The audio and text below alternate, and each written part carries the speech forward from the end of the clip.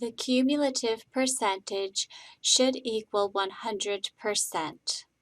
And that's always a way to self-check yourself.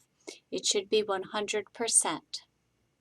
To create the Pareto chart, we use the Insert tab, and we need to highlight what we need. So we will highlight type of food, percentage, and cumulative percentage. Recall our data has been sorted. We have a percentage, and we've calculated a cumulative percentage. Next, we will insert a column chart, and we will just select a simple two-dimensional column chart. Okay, well, our Pareto chart is far from complete. We need to do some editing in order to create the Pareto chart and also to ensure that it follows the principles of good graphs. So let's begin. Okay, we aren't going to need this legend, so let's just delete this. So right-click on it and delete. Okay, so now we're going to take this, and this red represents your cumulative percentage, this blue represents your percentage. So click on this red bar, then right-click, and then we want to change the series type. So a different chart is what we want. So we want a line chart, and let's see, we can select just any one of these really, just a line chart. Okay, so far it's looking a little more like a Pareto chart, but we still have a ways to do. We also need to click again on this line, so click and then right click and then format data or change chart type, but we want to format the data series this time. Format data series, and we want to add our secondary axis. Okay, and click OK. So that gives us our secondary Y. So this is our primary Y-axis, and this is our secondary Y-axis. It's nice to have both a primary and a secondary. Here you could scale it to match your data. In this case, beef at 38%, and we just end our axis at 40%, and it's really nice. It allows you to really visualize your data and what's going on. And then the secondary data needs to, the secondary y-axis needs to represent the data, but we do need to edit it because it should not stop at 120%. It needs to stop at 100%. So we click on the axis, then we right click, and we find Format Axis.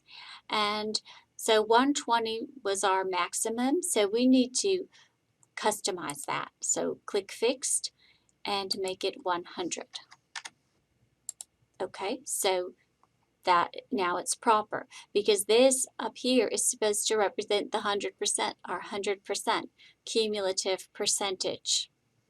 Okay, so this looks reasonable, the units. Had we wanted to change the units, we would edit it the same way. Click on it, then right click, then Format Axis, and you can change your units. Let me just show you. Click, right click, Format Axis. So we had changed the end point, right? But you can change your units. Right now it's going by 10, and that was the default.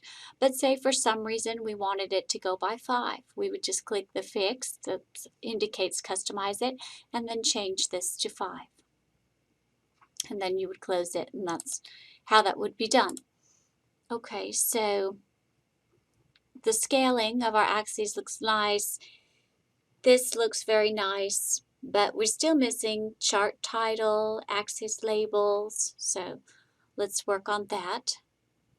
Again, you can change color schemes if you'd like, but this is nice. Blue is a good color. All right, so chart tools, layout, and let's add a chart title.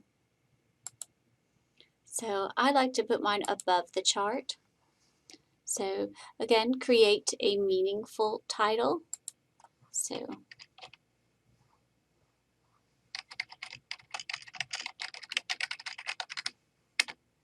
grilling preferences. Okay, and then we need some axis titles.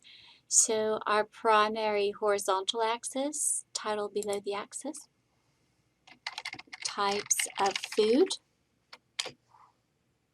and primary vertical axis, and I like the rotated title, so that would be percentage.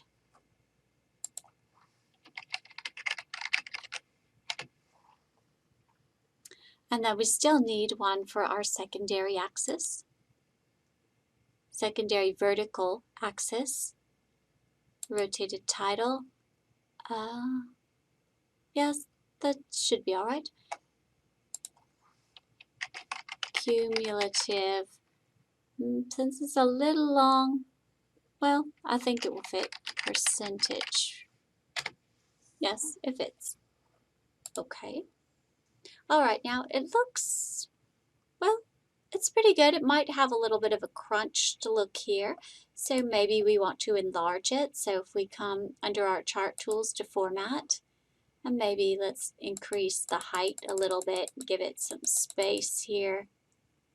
You know, maybe that's too much. Maybe that's right. So that's our Pareto chart. So from this, we can see that beef, chicken, and seafood are the top three. And actually 80%, if you look here, this is how we look at our line, 80% of the respondents prefer beef, chicken, or seafood. So if we were the grocery store manager, we would want to ensure that our store had beef, chicken, and seafood.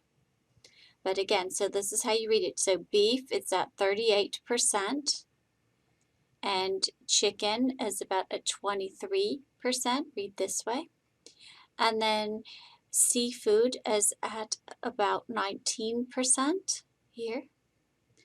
And then for our cumulative percentages, if you look here, so with beef, we're still at 38% around here.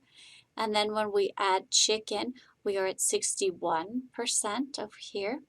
And then when we add seafood, we are at 80%, so 80% of the respondents. And then if we add pork, we're at 88%. And then these other categories represent the whole at 100%. And that's why your chart must stop at 100% to match the cumulative percentage, which represents all of the responses, the whole.